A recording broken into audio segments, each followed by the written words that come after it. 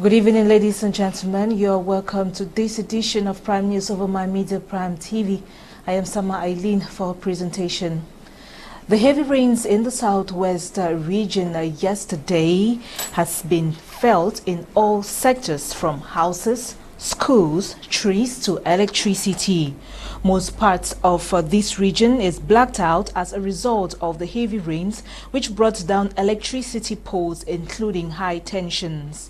The electricity supply company has since then passed a communique on works that have started, mentioning that the whole of Boya, parts of Limbe and Tiko are blacked out.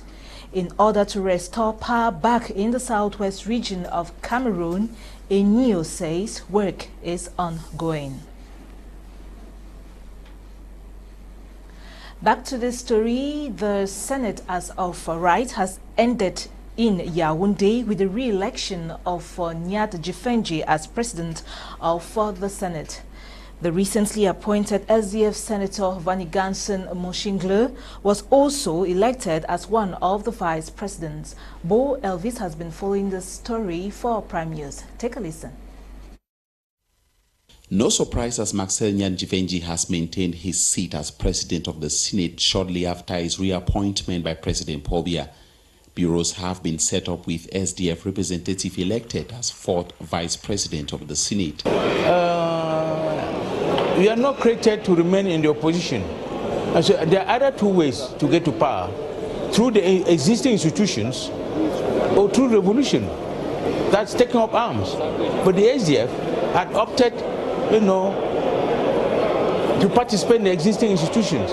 And participating in the existing institutions means to see how you can work to get to power. And if you are working within the existing institutions, you will definitely be articulating the policies that will impact on the lives of the population. While closing the session as of right, Nsungkikang urged all senators to ensure those in the grassroots are well served. The senators are ready to defend the interests of their people. And it will be positive policies. So what you think is not good for the population, you will definitely not go along with it. So I think at every given time, I will be impacting, I will be defending the interests of the population. The newly elected Senate Bureau members are made up mostly of old names, although some few new names have been added to the list. Few hours after an old man was accused of sexually assaulting his 11-year-old granddaughter, reactions have been streaming in following this incident in Douala, Cameroon's economic capital city. Catherine Ekongwe spoke to some Douala city dwellers on their reactions concerning this evil act and compiled the following report. Following the case of a 73-year-old man identified as Tanyi, who was almost lynched in mob action for allegedly sleeping with his granddaughter in Douala, reactions have been streaming in since the incident. To me, saying he is wicked is small. As a parent, I will say he is a witch, because a grandfather who is normal cannot do that to his granddaughter or daughter. To me, this kind of father should be condemned in worse terms.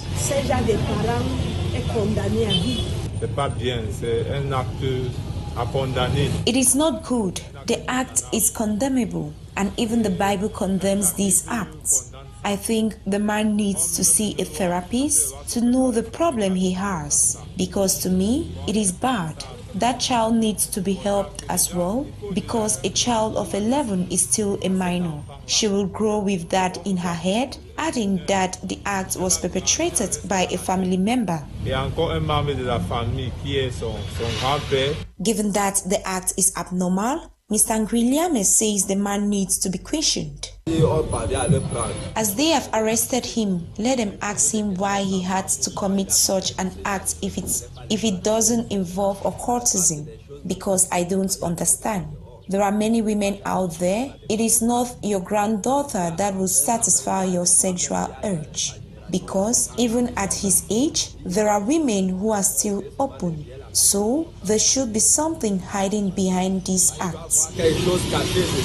As advice to the population, Mr. Jean-Claude says people should embrace God, given that the society is becoming evil by the day.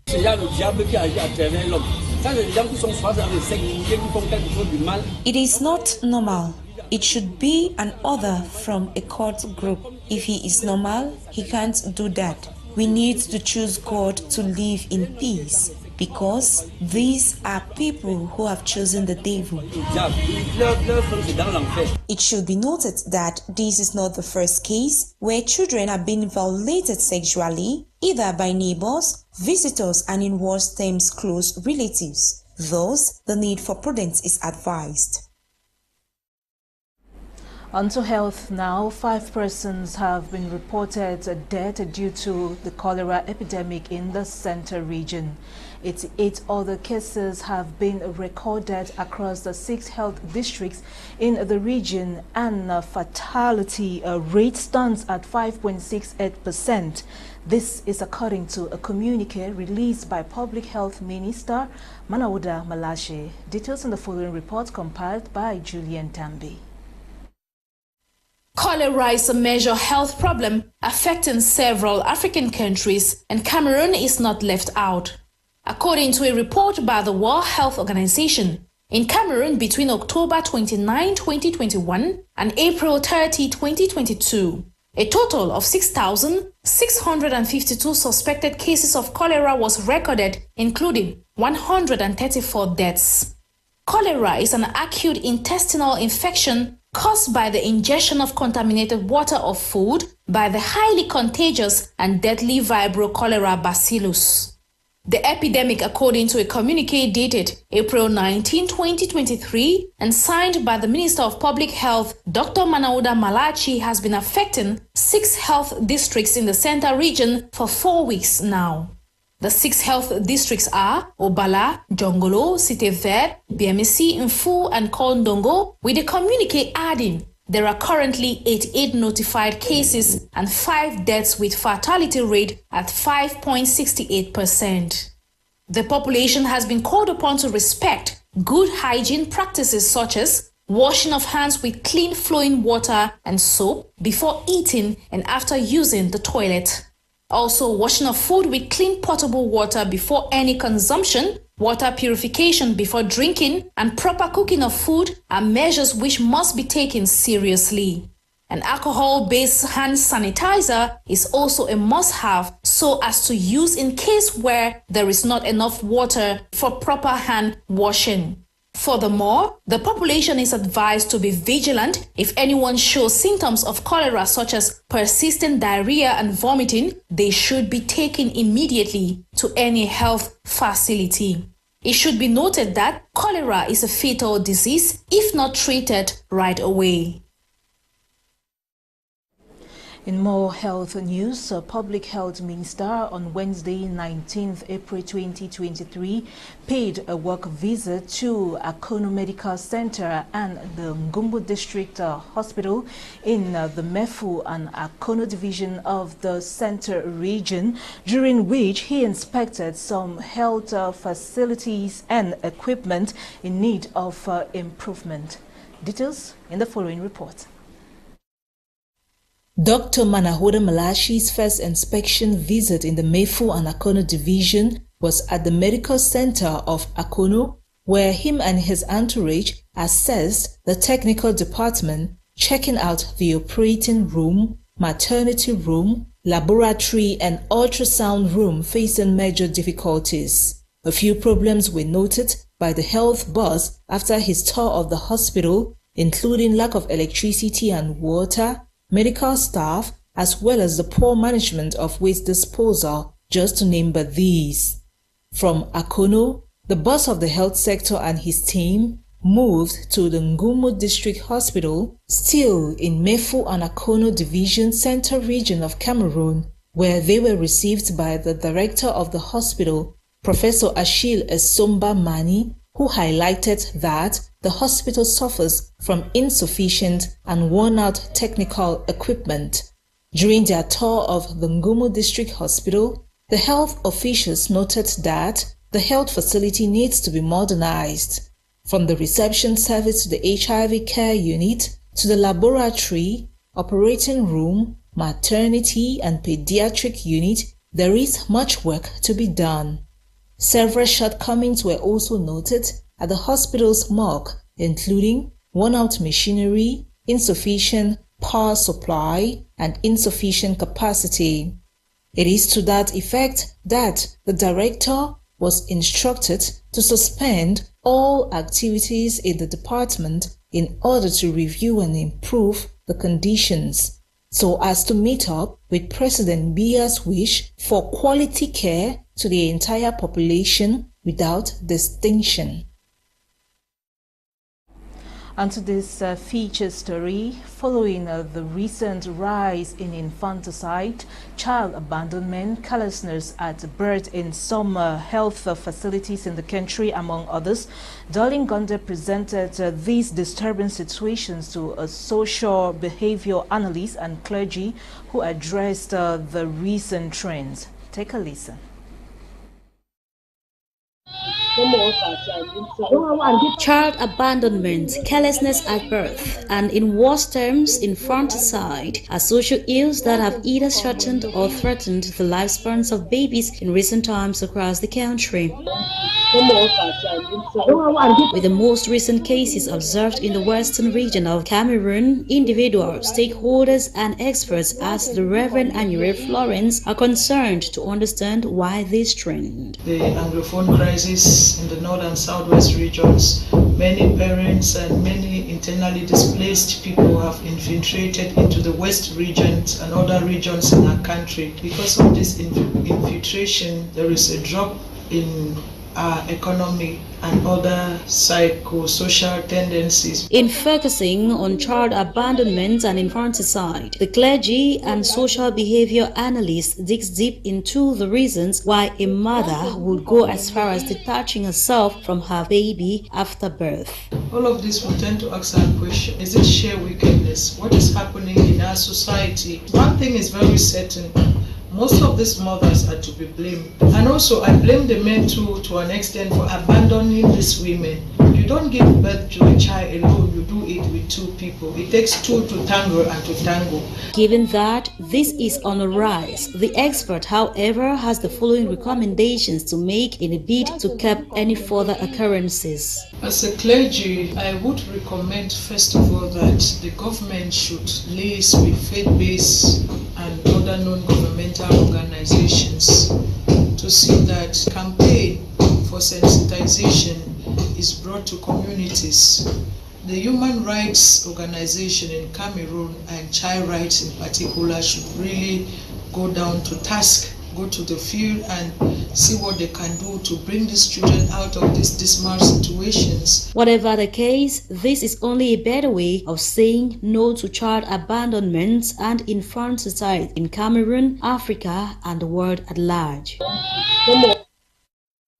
You're welcome back. The population of Bibonde village in particular and Idinao at large have been called upon to lend their support to Chief Ngando Peter Musakwaka, the 111th, for him to succeed in manning the affairs of Bibonde village. The call was made by the DO of Idinao, a West Coast Sub-Division, while installing Chief Ngando Peter as the 12th traditional ruler of Bibonde third-class chiefdom. Kuma Onuri was there and files in the following report for Prime News. After 12 years of dispute on who to succeed late Chief Eswani Charles Bolunju, who disappeared on the 18th of April 2010, the rightful heir to the Bibundi stool has finally been enthroned to bury the long-term squabble concerning the Bibundi chiefdom. Chief Ngando Peter Musakwaka III is the newly installed chief of Bibundi village. His enthronement comes after a consultative talk on the 2nd of December 2022, where he was elected by kingmakers of the Bibundi chiefdom. He was recently coronated and enthroned by a battery of traditional rulers from across Fako division at the explanade of the government primary school Bibundi, Edinao West Coast Municipality. Welcoming the population, the first deputy mayor of Edinao, Mayor Nikoni Penda Emmanuel, called on the chief to open his doors to everyone, irrespective of their tribe, for the growth of the chiefdom. On his part, the president of Fako Chief Conference, His Royal Highness Chief Augustine Elango, called on the population to lend their full support to the chief and avoid writing petitions. He advised them to make good use of the village traditional council in resolving disputes and avoid excess fines. Yes, were held, and it be something very so alarming. So at the top say I will work with the administration to see say make drug here eradicated from this community. All those who are dealing with drug, may they be taken, and you see say our making the big come back to go back to school. The coronation and enthronement ceremony took place under the watchful presence of the Divisional Officer of West Coast Subdivision, Ngaengong Stephen. The duo congratulated Chief Ngando Peter Musakwakwa III for his ingenuity and for putting tradition at the forefront of growth and development of his chiefdom. He reminded the newly installed chief to be ready to face some major challenges, such as the fight against drug and illegal trafficking, with Edinau being a border town where such activities are very common.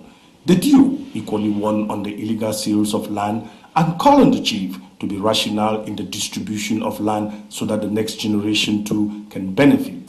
He has a wonderful role to assist the functioning of the population in a peaceful manner that will enable development in his village. On to religious news now. The last 10 days of Ramadan are considered as Muslims as the holiest, as these days, or they believe that the first verses of the Quran were revealed to Prophet Muhammad within these last 10 days. Let's now get the significance of these days in the following report compiled by Naivona.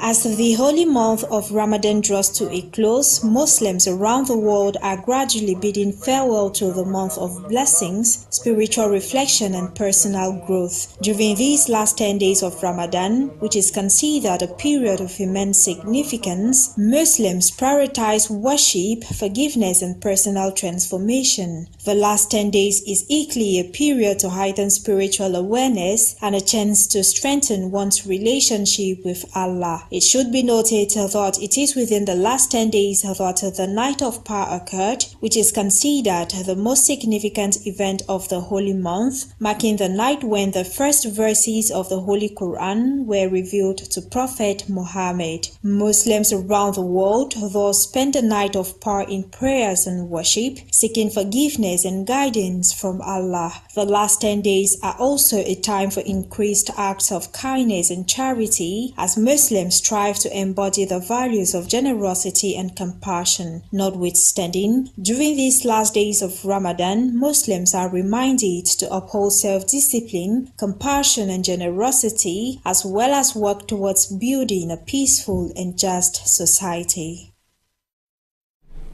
Onto this other cultural story, the Meta people in Mbengui subdivision, Momo division of Cameroon's northwest region, have gone back to their roots, rekindling memories of their cultural practices.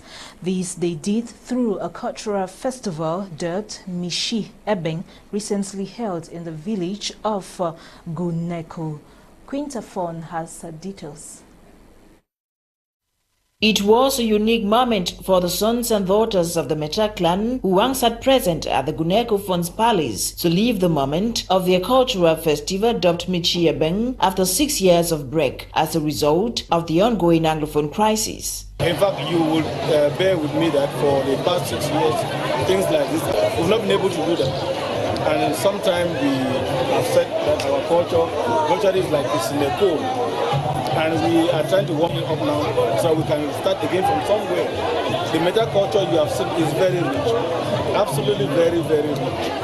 And this is just the tip of the iceberg. And what we are saying is that it is in our interest, one, to preserve our culture. Two, we pass the culture over to the generation to come. A very colorful ceremony in which hundreds of attendees were all compelled to dress only traditionally, speak only the Meta language, drink only palm wine, using horns and calabashes, and eat only traditional delicacies in wooden bowls or plantain leaves.